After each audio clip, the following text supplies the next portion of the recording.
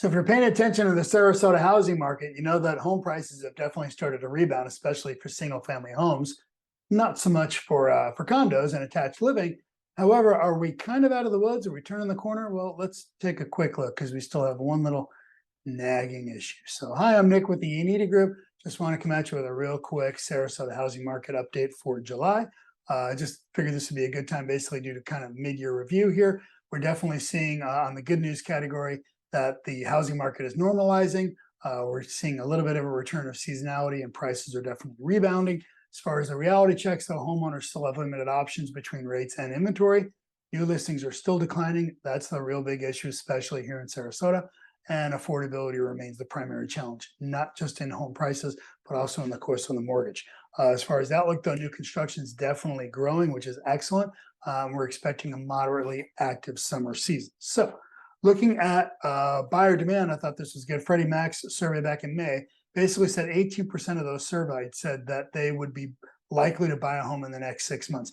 Keep in mind, this number is historically about 8 to 10%. So 18% is definitely in good shape, right? And what we're seeing is essentially people getting their heads around the fact that their mortgage rate's probably going to have a 6 in front of it, okay?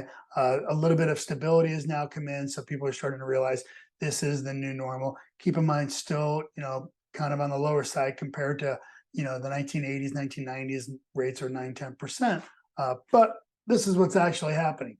The other issue is inventory, right? People are saying, well, supply is improving, inventory is improving, but it also remains limited. So what does that actually mean? Well, a couple of different things, right? Months worth of inventory. Remember, 6 months of inventory is a healthy market. Nationwide, we're at 3 months of inventory. Same thing here in Sarasota. We're right about there. Okay, so we're definitely lower than we need to be. Active listings, we're definitely seeing active listings growing. And if you want to think about it, this is essentially standing inventory. Okay, so final week of June, we noted that inventory actually declined year over year for the first time since last April.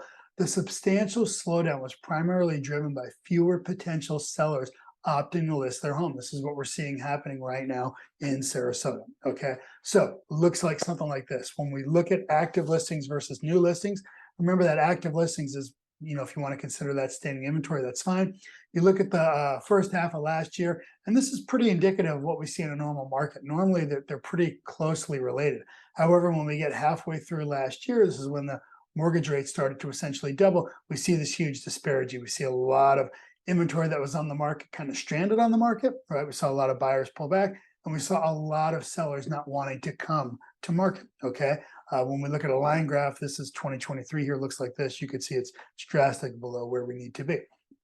However, what we're seeing is this phenomena is really occurring kind of nationwide, right? And a lot of economists and other experts I've been following lately have come out and basically said that they feel that the lack of sellers' desire to come to the market is in direct relation to them having lack of confidence in the market, right? They don't think there's enough buyers, things are on the market too long, yada, yada.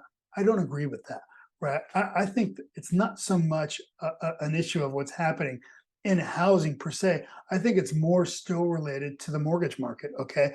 If you are currently sitting in a home and you have a mortgage somewhere around 3%, you're not very inclined to go out there and buy a new home with a mortgage rate of somewhere around 6%, right? Not only are prices increased, so you're going to pay more for the home, but just the sheer increase in the mortgage is really probably going to make it unobtainable. However, if we think about it the other way around, right? If you think about people that are trying to downsize, right? Baby boomers and people that are approaching retirement, typically what they want to do as they approach retirement is, yes, they definitely downsize. They reduce the size of the home that they need. But the other thing they do is they really decrease their monthly expenses, right? Especially as they know they're transitioning into some type of, fixed income, for lack of a better term. Their income is going to kind of be set how it's derived. They're not going out and still earning additional money. So if you're in a situation where you're looking at potentially wanting to downsize, and you know that you can get a smaller home and the price will be smaller, but the mortgage is still going to be exactly what you're paying right now,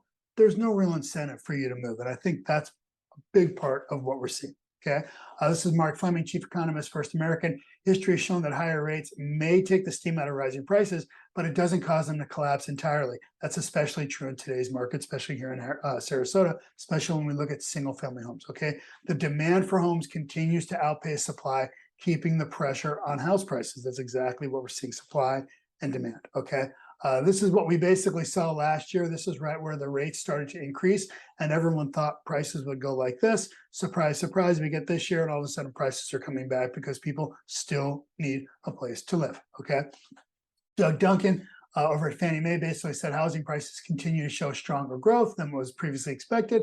Home performance is a testimony to demographic related demand. Keep in mind, right? Half of all buyers right now are first-time buyers. If you're looking at buying a home and having a mortgage rate in the sixes versus continuing to rent, it's still kind of a no-brainer, right? But basically, that is what's basically keeping our, it's directly in the face of baby boomers who want to age in place and Gen Xers who locked historically low rates that are basically keeping the housing supply low. That's what I was just talking about. Home builders are definitely ramping up production.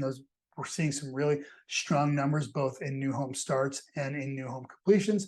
And they expect that housing will be supportive of the overall economy. So hopping into Sarasota, keep in mind, these are median numbers, so they're the true middle. Everything, the percentages are year-over-year percentages. And what I did this month is I'm going to do everything together, right?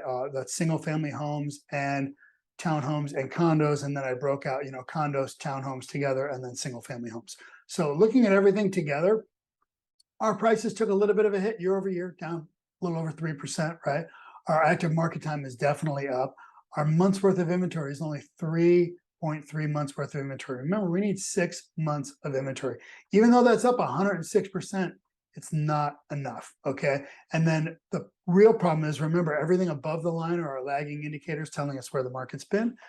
Everything below the line are our leading indicators telling us where the market is going. Yes, we see these active listings up 57%.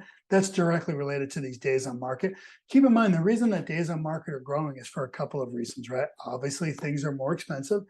The buyers basically have a reduced purchase power because the interest rates are so high. The other thing is people are still tending to overprice things. And the big reason also is that today's buyers are really looking for turnkey product. If they have to spend all of these extra hundreds of dollars, in some cases thousands of dollars a month in excess mortgage rate, right, just to cover the interest in the mortgage, they don't have any money left to do home projects like remodeling and things. So they're making sure that whatever home they do buy is turnkey, it's ready to go right now. Okay.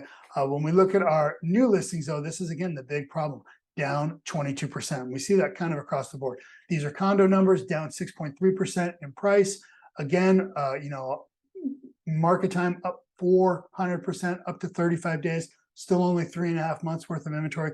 New listings down 22%. Things get a little bit better on the single family side, where we see prices are actually up 4.5%. Still market time is big. Months worth of inventory, still only 3.2 months worth of inventory.